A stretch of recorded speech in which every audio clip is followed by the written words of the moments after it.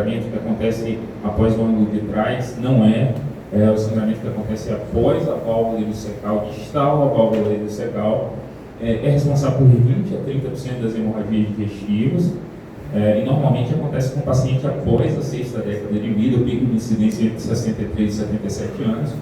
E, ao contrário da hemorragia digestiva alta, normalmente é uma hemorragia autolimitada para até mais de 80% dos pacientes e com um índice de mortalidade baixo entre 2 a 4%, quando comparado com a hemorragia digestiva alta. Nossas orientações aqui são baseadas principalmente nesse guideline aqui da SGE, que é referência bibliográfica recomendada da prova.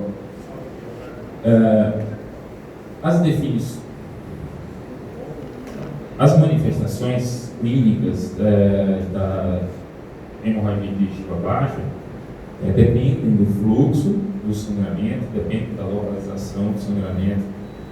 Mas normalmente esses pacientes podem chegar para fazer os exames de um achado de sangue oculto nas fezes, em alguns casos hematotesia ou hemorragia maciça. Lembrar que esses pacientes que têm hematotesia, normalmente a fonte são distais ao colo esquerdo, então colo esquerdo, retos e doenças perianais. E os pacientes que se apresentam como melena, normalmente são pacientes que já têm um sangramento do colo direito, ou eventualmente podem ser sangramentos digestivos altos, ou né? No caso, a investigação da hemorragia digestiva alta, ela se faz imperiosa quando você está lidando com um paciente que se manifesta com uma hemorragia digestiva baixa, mas ele tem uma instabilidade hemodinâmica, uma queda vultuosa de índices hematimétricos e se manifesta com uma hemorragia digestiva baixa.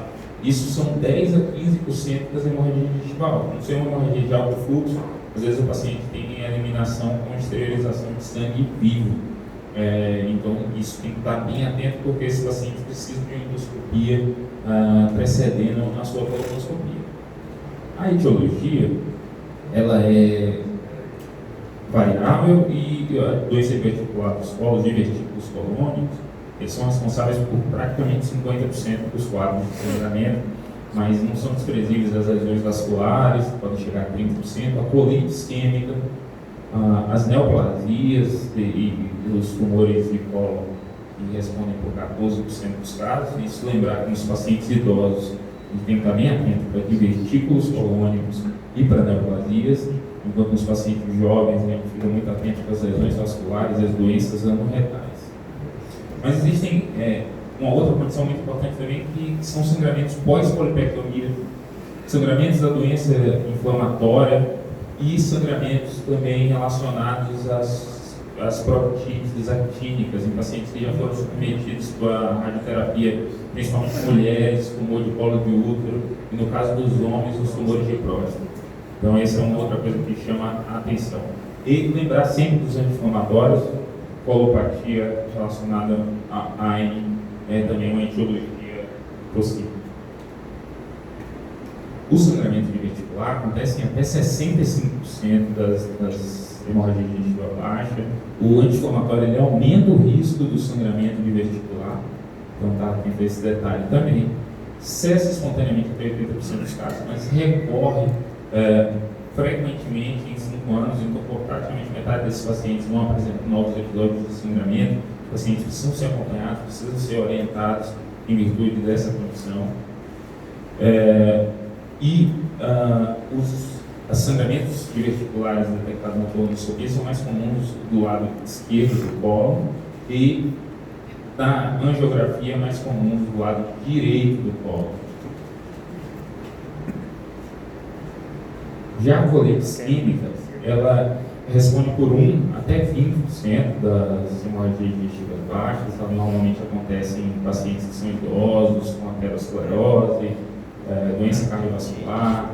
E a causa da colite isquêmica são as diminuições de fluxo sanguíneo, hipofluxo ou hipoclusão da artéria mesentérica, hipoclusão da junção espleno-mesentérica, da flexura. E os locais mais comuns de acometimento são os locais de confluência vascular do colo, são os locais de fraqueza vascular, que é a flexura esplênica e o silicone. Esses são os locais mais comuns de menor sofrimento vascular e, portanto, isso pode acontecer com mais frequência. São normalmente pacientes que têm dor abdominal súbita, diarreia com sangue, que eventualmente é aquele aspecto gelatinoso, mucosa sendo isquemiada, uma isquemia e necrose e eliminação. O envolvimento do lado direito do colo ou total do colo na isquemia é um preditor de desfecho desfavorável para esses pacientes, porque normalmente tem um acometimento concomitante também da isquemia do intestino delgado e infarto transmural, em função da irrigação, que a irrigação do cólon direito normalmente é pela ilha seco-apêndico-cólica, ela faz tanto a irrigação de seco e de cólon ascendente e apêndice, quanto a irrigação do ilho terminal. Então, muitas vezes essas isquemias são por obliteração da ilha seco-apêndico-cólica, que vai causar também um processo isquêmico concomitante de intestino delgado. Então, a combinação de envolvimento do lado direito do colo ou total do colo é um fator de mau prognóstico. As angiectasias, nós já conversamos bastante sobre ela, tanto na cápsula endoscópica quanto nas malformações vasculares. No colo, é responsável por até 15% das hemorragias digestivas baixas, enquanto no delgado são mais de 50%, né? E a localização mais comum, seco, colo ascendente, fator de risco de desenvolvimento dessas angiectasias é idêntico em todo o trato digestivo, os pacientes que são hipertensão portal, todos esses fatores favorecem. As alterações anorretais vão ser abordadas adiante. O intuito aqui é só falar sobre o sangramento delas, que a doença hemorroidária pode responder por 2 a 10% dos casos de sangramento, normalmente é autolimitado, e as condições são as fissuras anais, varizes retais e também a retite actínica, que essa sim tem uma relação com a radioterapia para esses tumores que nós comentamos. O tratamento de escolha para retite actínica é a coagulação com o plasma de argônio, que tem um resultado muito bom. A hemorragia pós-polipectomia, ela pode acontecer entre 2 a 8% dos casos de ressecção de pólipos e, sobretudo, tem algumas condições que são fatores de risco de desenvolvimento dessas. Isso está, na verdade, isso aqui é 0,5, vou só fazer essa modificação para que não tire foto da informação incorreta. A recomendação do teste FOSSE de prevenção de sangramento pós-polipectomia é que os pólipos com diâmetro da cabeça maior do que 2 centímetros ou diâmetro de base maior do que 0,5 devem ser submetidos à polipectomia com um método adicional de prevenção de sangramento, ou com uso do clipe, ou com uso de endoloop, os usos de injeção de substância esclerosante como adrenalina tem benefício só de curto prazo para o sangramento no momento do exame, não previne o sangramento tardio, então não é uma boa estratégia. A grande vantagem do uso da adrenalina é quando você está lidando com pólipos com diâmetro de cabeça excessivamente largos, difíceis de envolver com a alça para fazer a polipectomia, e no exame de ida você vai, injeta na cabeça do pólipo a adrenalina, continua, completa seu exame de colonoscopia, quando você volta você identifica a lesão diminuiu de tamanho, ele diminui muito de tamanho com o uso da adrenalina de forma correta e facilita você fazer a polipectomia, mas não como um fator de prevenção do sangramento. E o sangramento pós-polipectomia, isso é uma coisa que tem que ter atenção para a prova, porque ele pode acontecer até 2 semanas depois do procedimento.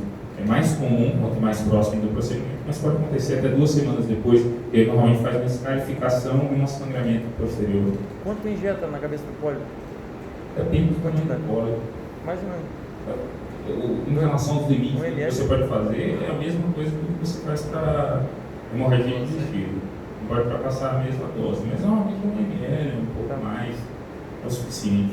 É só para ele fazer uma contração vascular e ele diminui. As neoplasias coloretais, os tumores também vão ser abordados, são 17% das hemorragias digestivas baixas, tem uma aula especificamente sobre isso. Mas um tratamento endoscópico dos tumores com hemostasia raramente é requerido, porque esses sangramentos eles são muito lentos, de fluxo muito lento na maioria dos pacientes.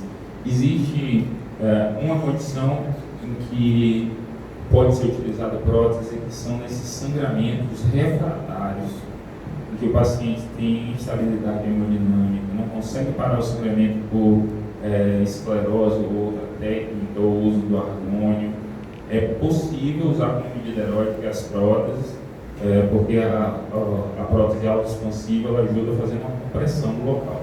E outra estratégia também é a radioterapia nesses pacientes que sangram com uma certa frequência de sangramento de muito baixo fluxo de repetição. Tem que encostar ele na parede. Os fatores de risco para desfechos adversos, e aí tem que estar atento, lembrando que é um sangramento na maioria das vezes é autolimitado, a gente tem que estar atento às situações que normalmente são relacionadas com 20% dos pacientes que não vão parar sozinhos esse sangramento. Então, os pacientes que apresentam hipotensão, taquicardia e aí os sinais do choque, isso mostra provavelmente um sangramento de maior fluxo, não é um sangramento crônico. A vigência do sangramento ativo no momento da iniciação, o paciente sangrando com sangue vermelho, vivo. Paciente com idade maior do que 60 anos, pela própria debilidade clínica que o paciente apresenta. Comprometimento da função renal, creatinina maior do que 1,7. Instabilidade hemodinâmica, obviamente. E a presença de várias condições concomitantes são fatores que devem chamar a atenção para a necessidade de um cuidado especial desses pacientes. Qual é a vantagem de exames de imagem? Isso é bem semelhante ao que a gente falou sobre o intestino médio, que alguns pacientes não têm condição clínica de serem submetidos a preparo, colonoscopia e outros exames. Então, a cintilografia é um exame que ele é ótimo para detectar a topografia, principalmente com sangramento. É um sangramento muito lento, porque ele tem a capacidade de identificar até 0,1 ml minutos. Essas informações aqui caem na prova. Angiografia seletiva identifica vaso até 0,5 ml minutos. Tomografia multislice até 0,3 ml minutos.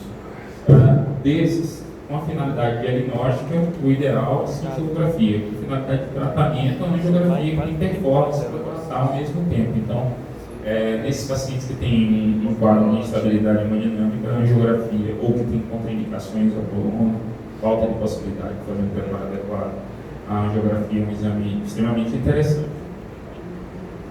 Ressuscitações, esses aspectos são bem semelhantes aos aspectos da hemorragia digestiva alta, é preciso fazer uso de cristalóides. A hemoglobina, o critério é manter acima de 7 na maioria dos pacientes, exceto aqueles pacientes que têm isquemia miocárdica ou outras comorbidades clinicamente significantes, em que a recomendação é manter acima de 9. Tá? Uso de sonda nasogástrica e lavagem para excluir a possibilidade de sangramento gastrointestinal alto não foi estudado em estudos prospectivos, mas ele é sugerido em algumas condições onde você pode ter a suspeita de um sangramento digestivo alto. Os pacientes que apresentam sangramento de alto volume, uma forma de analisar se esse paciente deve começar a investigação através da endoscopia, ao invés da coluna. A coluna é um procedimento inicial para quase todas as HDVs agudas, identifica o sítio do sangramento em até 90% dos pacientes, deve ser realizado entre 8 a 24 horas, com o uso sempre de um preparo, que é o preparo expresso. E se em condições de sangramento muito volumoso, instabilidade hemodinâmica, lembrar que a endoscopia digestiva alta deve ser realizada antes da colonoscopia. Conseguir estabilizar o paciente, submete o paciente à endoscopia e em seguida a colonoscopia para afastar a possibilidade de ser uma hemorragia digestiva alta vultuosa, se exteriorizando com hemorragia digestiva baixa, que são 10 a 15% das hemorragias digestivas altas. A terapia endoscópica ela acaba sendo feita em 10 a 40% dos pacientes que são submetidos à colonoscopia precoce, com hemostasia sendo conseguida entre 50% e 100% dos pacientes, analisando várias séries. Então, é um método extremamente eficiente, tanto para a identificação da causa, mas principalmente para o controle da causa do sangramento, que faz com que o paciente precise ficar menos período internado, então reduz a duração da hospitalização, diminui os custos do cuidado do paciente na hemorragia digestiva baixa. O preparo do cólon é importante antes da colonoscopia para promover uma visualização adequada. Não adianta fazer colonoscopia só com o preparo retrógrado, isso é uma coisa muito importante e normalmente você tem um exame com muito má qualidade. Alguns pacientes podem estar em dificuldade de aceitar oralmente o preparo, então a recomendação do protocolo é passagem de sonda nasogástrica e fazer esse preparo através da sonda nasogástrica, porque o preparo ele aumenta o diagnóstico e aumenta o risco e diminui o risco de perfuração durante o procedimento. Então esses são fatores importantes na decisão do exame. Então esse é o organograma do guideline. Então o paciente que tem um sangramento digestivo baixo tem que ser separado na forma de apresentação. Ele se manifesta com um sangramento oculto, ou seja, um sangue oculto positivo. É um paciente que tem melena, é um paciente que tem hematoquesia intermitente ou é um paciente que tem uma hematoquesia severa. Se é um sangue oculto positivo, esse paciente precisa ir para a colonoscopia. Se a colonoscopia é negativa e ele tem sintomas gastrointestinais, ele vai para a endoscopia. E aí, se ele tiver uma colonoscopia negativa, ele tem sintomas, ele tiver uma endoscopia, o que ele tem que fazer? Endoscopia normal. Não, ele tem que fazer endoscopia e colonoscopia de novo. Está atento a isso. Tem que estar atento a esse protocolo novo. Se ele se apresenta como melena, ele deve ser submetido para endoscopia digestiva alta e, se ela é negativa, vai para a colonoscopia. O paciente que tem hematoquesia intermitente, você tem que separar se ele é um paciente, isso também não é uma opinião minha, do consenso. Hematoquesia intermitente, se ele tem idade menos do que 40 anos, sem sintomas de alarmes e sem fatores de risco, ele vai fazer apenas um exame físico proctológico e retoscopia flexível.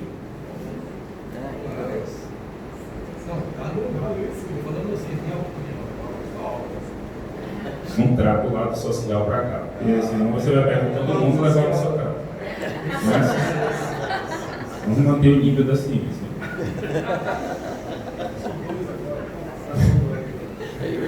Mas isso é, na maioria das, eu acredito que a maioria das pessoas. Quem aqui faz isso? Ninguém faz Eu isso. não estou sozinho. Mas para a prova é isso aqui. Menos de 40 anos, sem sinal de alarme, não tem emagrecimento, não tem síndrome consumptiva, o paciente não tem familiar de primeiro grau com câncer de intestino, é só exame proctológico. Aqui no guideline está escrito só a endoscopia flexível, mas na descrição do guideline está o exame proctológico para afastar as doenças anorretais e endoscopia flexível. Se ele tem mais de 50 anos, ou se ele tem sintoma de alarme, ou se ele tem fatores de risco, colonoscopia. Ali tem uma outra coisa que é mais questionável em relação a essa indicação. Se ele faz uma endoscopia flexível e não vem nada, ele vai para a colonoscopia. Está contradizendo, né? Você vai fazer uma endoscopia, você vê o cólon. Quais as sugestões são muito importantes? Aqui é importante vocês estarem atentos a esses graus de recomendação. É sugerido que o tecido delgado seja avaliado após endoscopia e colonoscopia com resultados negativos em pacientes com sangue oculto persistentemente positivo ou anemia e anemia. Paciente tem sangue oculto positivo e não tem outros sintomas, não é assim. Tá? Aqui, a investigação de intestino delgado deve ser feita se o paciente tem anemia persistente, endoscopia e coluna normal. Ou seja, repete endoscopia e coluna. Não normais, ele vai para a investigação com cápsula endoscópica. Em virtude não só do sangue oculto positivo, mas em virtude da anemia. Em pacientes com hematoquesia severa, que aí é aquela condição que aqui no guideline estava, hematoquesia severa vai para o algoritmo 2, esse daqui é o algoritmo 2. Então, esses pacientes precisam de ressuscitação volêmica adequada, eles precisam ser avaliados com exame físico, principalmente da parte anorretal, os critérios em relação às hipotensões ortostáticas, exame de coagulação, pegar a tipagem sanguínea, fazer o crossmatch de tipo sanguíneo, considerar a possibilidade de sonda nasogástrica e lavagem para avaliar a possibilidade em relação a riscos de hemorragia digestiva alta.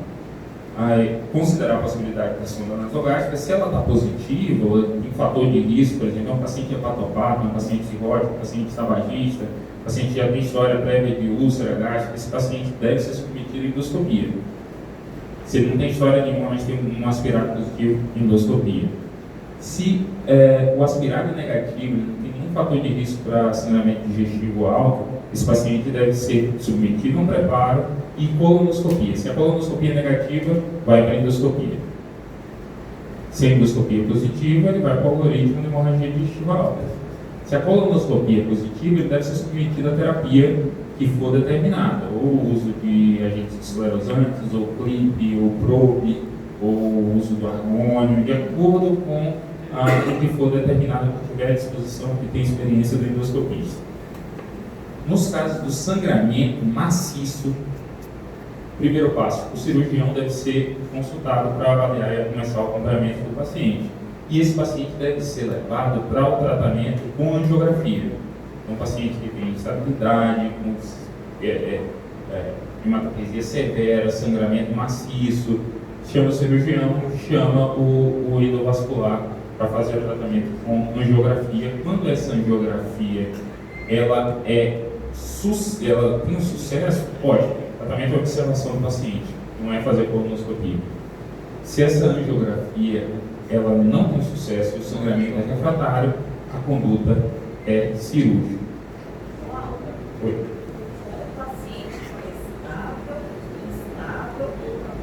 Esse daqui eu considero uma hematopesia severa. Você faz a ressuscitação volêmica.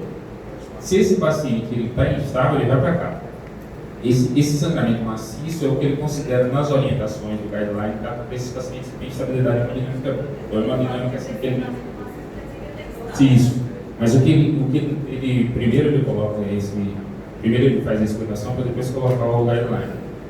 Aqui são os pacientes que têm sangramento, têm estabilidade hemodinâmica, é o paciente que no custo-benefício você acha que ele não tem condições de ser submetido a endoscopia e colônia, um preparo para isso. E aí esse paciente vai para a arteriografia. Se o paciente está estável, você fala, olha, um paciente que tem condições de fazer uma endoscopia, tem condições de fazer um preparo com a colonoscopia, ele vai fazer o preparo para a colonoscopia. Estabilidade não é computação da arteriografia, nem brocha da computação. Não. Não. E quando ele não tem sucesso com a angiografia, que é a indicação à cirurgia. Ou em casos em que o paciente tem uma colonoscopia, após a colonoscopia, um sangramento persistente, a outra alternativa também é angiografia, antes de indicar o tratamento cirúrgico. Não adianta falar o passo e jogar direto A assim. cirurgia proposta pela pimenta local. Não, depende da localização. E aí que está uma questão. Porque, por exemplo, sangramento de doença de veia vestibular. Quando o endoscopista ele entra para fazer esclerose, independente do sucesso que ele consiga, ele deve tatuá-la próximo ao divertículo. Isso poupa colectomias totais. Então, por exemplo, tem um divertículo de sigmoide sangrante. Você faz a endoscopia completa do paciente, ele não tem outras fontes de sangramento. Você volta ao sigmoide, faz a esclerose do sangramento e faz uma tatuagem próximo ao local. Isso ajuda a fazer ressecções econômicas.